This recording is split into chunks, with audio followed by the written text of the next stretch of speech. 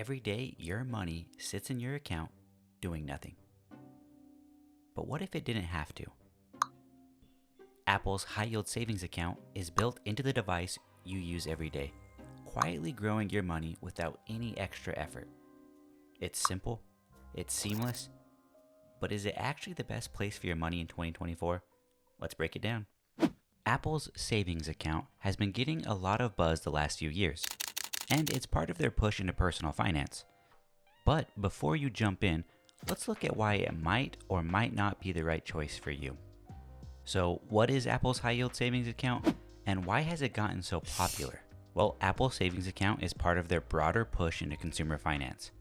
It's backed by Goldman Sachs too, at least for the time being. It offers a rate that's higher than most traditional savings accounts, making it pretty appealing, especially with the interest rates moving around so much. With Apple's sleek integration, you can manage your savings from your iPhone in just a few taps. Plus, there are no fees, there's no minimum deposit requirements, and you have instant access to your money. Sounds great, right? Well, let's dig a little deeper. Let's dive into why Apple's high yield savings account is standing out in 2024. Sure, that 4.4% APY is a big reason, but there's more to it than just a good interest rate. You know, Apple's offering a seamless, tech-driven experience that's hard to find in traditional banking.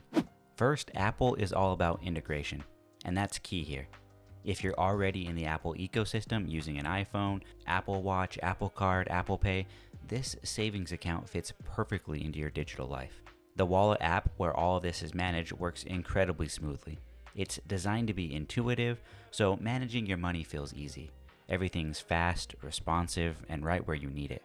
Another major reason people are drawn to the savings account is how effortless it is to manage and grow your money. Apple automatically deposits any daily cash rewards you earn from using the Apple Card straight into your savings account. It's essentially passive income, growing without you needing to think about it. For a lot of people, that's a huge plus. Less hassle, more growth. Let's also talk security. One of the main reasons people trust Apple with their savings is their strong track record for privacy and security. Apple has always been a leader in protecting user data, and that extends to their financial products too. Plus, because the account is backed by Goldman Sachs, you're covered by FDIC insurance for up to $250,000, giving you some peace of mind. Another big advantage, simplicity. With Apple, everything just works. You don't have to deal with complicated fees, no minimum balance requirements, no hidden terms, and you can set up automatic transfers, access your money in real time, and track your savings growth right from your iPhone. Apple's goal here? Convenience. They've eliminated the friction that usually comes with traditional banking. Whether you're depositing money, tracking your balance, or withdrawing funds, it's all in one place. If you're someone who appreciates a simple, intuitive design and hates dealing with bank websites, Apple's savings account could be a breath of fresh air. One more reason to consider Apple's savings account is the bigger picture of what Apple is doing in the financial world. With Apple Card, Apple Pay, and now the savings account, they're building a complete ecosystem for personal finance. Now, some people might find this a little too centralized, but for others, this kind of all-in-one solution could be the future of banking. By combining spending, saving, and earning rewards all in one place, Apple is making finance easier for the average user. If they continue to innovate and expand their offerings, you could see even more tools and perks that make the savings account even more appealing. Think of it like getting in early on the future of consumer finance. But with anything, there are downsides. There are a few things to keep in mind. First, the Apple savings account is only open to Apple Card users. So if you don't already have an Apple Card, you don't plan on applying for one, this account won't be an option for you. This could be a deal breaker for some, especially if you're just looking for a high yield savings account without the need for a credit card.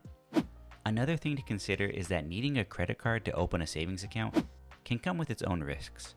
While Apple's savings account is great for earning interest, having the Apple Card might tempt some people to overspend. So if you're not careful, the rewards and cashback offers might lure you into using the card more often, which can lead to credit card debt. So it's important to be mindful of how you use your credit card to avoid losing the benefits you're gaining from the savings.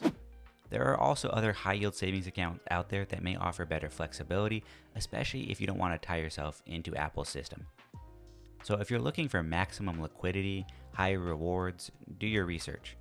As always, don't just jump on the hype, make sure this account fits your personal finance goals. So who should consider this account? Well, if you're already in the Apple ecosystem, you have an Apple Card, this might be perfect. If you're someone who likes keeping things simple and streamlined, Apple's high yield savings account checks a lot of the boxes. At the end of the day, it all comes down to what works best for you. No one-size-fits-all solution exists when it comes to savings. So is the Apple savings account the best high yield savings account in 2024? Well, it's definitely up there, but like everything in personal finance, it depends on your needs. What do you think? Are you planning on opening one? Or is there another account on your radar this year? Drop a comment below and let me know. And if you found this helpful, don't forget to give this video a like, hit that subscribe button, and tap the bell so you don't miss any future videos. Thanks for watching, and I'll see you in the next one.